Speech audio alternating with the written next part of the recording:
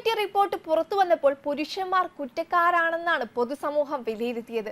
എന്നാൽ ഇപ്പോൾ പുരുഷന്മാർ കുറ്റക്കാരല്ലെന്ന് പറയുകയാണ് നടി സ്വാസിക. വലിയ കോലാഹലങ്ങൾക്ക് കാരണമായ ഹേമ കമ്മിറ്റി റിപ്പോർട്ടിന്റെ പശ്ചാത്തലത്തിലാണ് സ്വാസികയുടെ പ്രതികരണം. ആരോപണങ്ങൾ ഉന്നയിക്കുന്ന ചില സ്ത്രീകൾ വിശ്വാസയോഗ്യരല്ലെന്നാണ് താരം പറഞ്ഞു വയ്ക്കുന്നത്. സ്വാസികയുടെ വാക്കുകൾ ഇങ്ങനെയാണ്: കുറ്റം തെളിഞ്ഞ ശേഷം ഒരാളെ കുറ്റപ്പെടുത്തുന്നതായിരിക്കും നല്ലത്. ഇപ്പോൾ എന്തെങ്കിലും കേൾക്കുമ്പോഴേക്കും പുരുഷനെ ഭയങ്കരമായി നാറ്റിക്കുന്നു. രണ്ടു വശത്തും എന്താണെന്ന് കൃത്യമായി അറിയണം.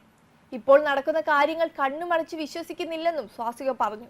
ഒരു ഓൺലൈൻ മാധ്യമത്തിന് നൽകിയ അഭിമുഖത്തിലാണ് സ്വാസിക മനസ്സ് തുറന്നത്.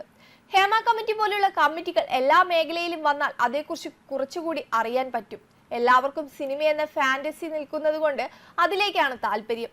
ഇപ്പോൾ നടക്കുന്ന കാര്യങ്ങൾ കണ്ണുമടച്ച് വിശ്വസിക്കുന്നില്ല. മാധ്യമപ്രവർത്തകർ ആ സ്ത്രീകളുടെ അഭിമുഖം എടുക്കാതിരിക്കുന്നതാണ് ഏറ്റവും നല്ലത്. അവർ ഓരോ ഇന്റർവ്യൂകളിലും മാറ്റിയാണ് കാര്യങ്ങൾ പറയുന്നതെന്നും സ്വാസിക ചൂണ്ടിക്കാട്ടി. ചാനൽ റേറ്റിംഗിനുള്ള മത്സരത്തിനിടയിൽ ഇരയായി പോകുന്ന ചില ആളുകളുണ്ട്.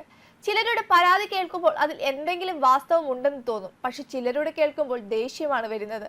സ്ത്രീകൾക്ക് ഒരുപാട് ആനുകൂല്യങ്ങൾ നിയമം നൽകുന്നുണ്ട്. പക്ഷെ ചില ആളുകൾ അതിനെ തെറ്റായി ഉപയോഗിക്കുന്നുണ്ട്. കുറെ പേർ അത് ദുരുപയോഗമാണ് ചെയ്യുന്നത്. യഥാർത്ഥ കേസുമായി വരുമ്പോൾ ആൾക്കാർ വിശ്വസിക്കാത്ത സാഹചര്യം ഉണ്ടാകുമെന്നും സ്വാസിക പറയുന്നു. അവർ എന്നെ അങ്ങനെ ചെയ്തു, അതുകൊണ്ട് ഞാൻ കാശ് ചോദിച്ചു എന്ന് സ്ത്രീ പറയുന്നു. അവിടെ തന്നെ മാന്യത പോയില്ലേ? എവിടെയാണോ നമ്മുടെ വ്യക്തിത്വം കളയുന്നത് അവിടെയാണ് മറ്റുള്ളവർ നമ്മളെ ഉപയോഗിക്കാൻ തുടങ്ങുന്നത്. ഒരു നോട്ടം കൊണ്ട് പുരുഷന്മാരെ ലക്ഷ്മണരേഖയിൽ നിർത്താം. സ്ത്രീകൾ വിചാരിച്ചാൽ ഇത്തരം 90% പ്രശ്നങ്ങളും ഇല്ലാതാകുമെന്നും സ്വാസിക ചൂണ്ടിക്കാട്ടി. അതേസമയം ബലാത്സംഗ കേസിൽ നടൻ സിദ്ദിഖിനെ അന്വേഷണ സംഘം നാളെ ചോദ്യം ചെയ്യും.